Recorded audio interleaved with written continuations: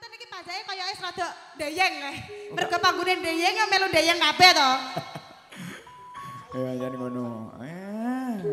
Iku capek gunung, Jo. Pak Eja ape bawa to iki jane? Sing ndi? Iki. Oh iku andalane Mbak Dian. Oke. Saben dina mung ngelamun. Nek ora niat ora usah, Mas. Menengo ae. Kene maju takon bawa kowe aku tak sing ngendang. Ya, mau diar ya. Angen,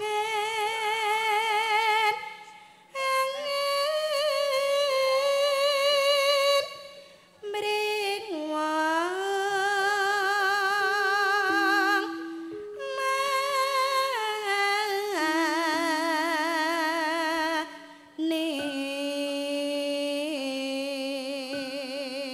manis. Arep urip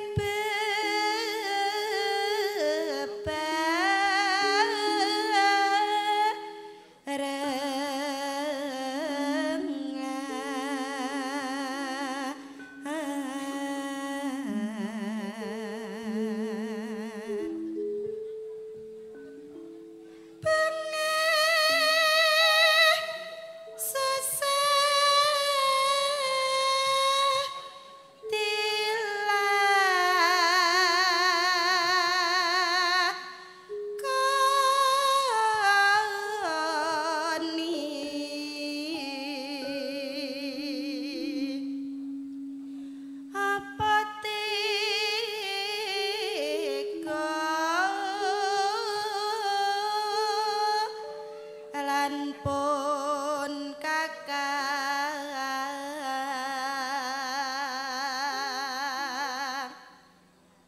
atiku ra bisa lali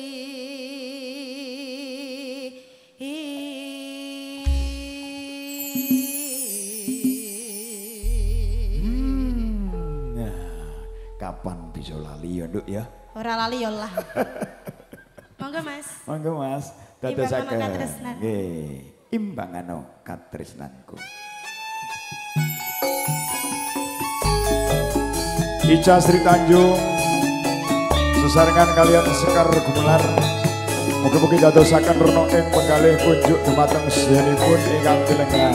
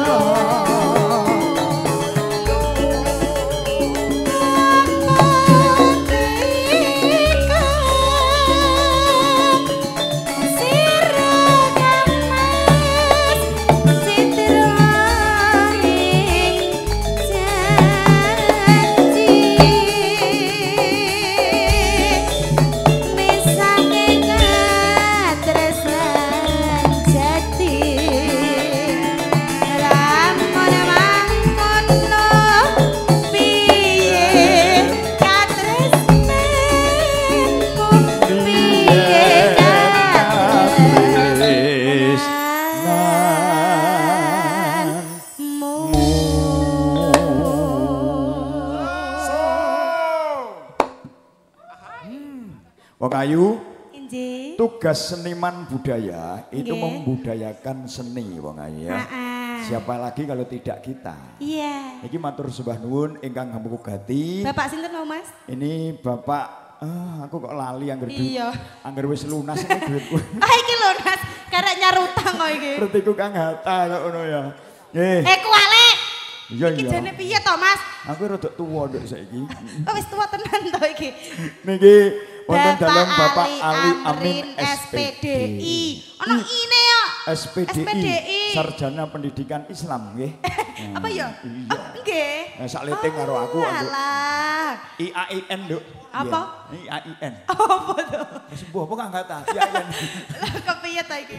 Monggo kalajengaken wong ayu. Mangka Kang Mas katresnanku. Yuk.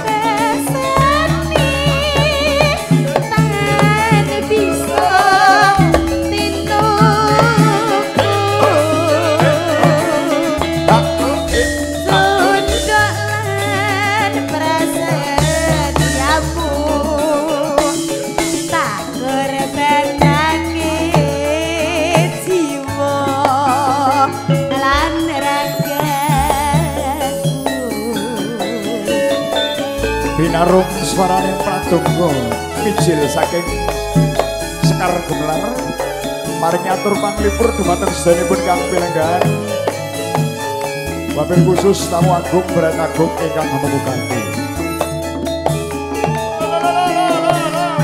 BJF Audio Vision.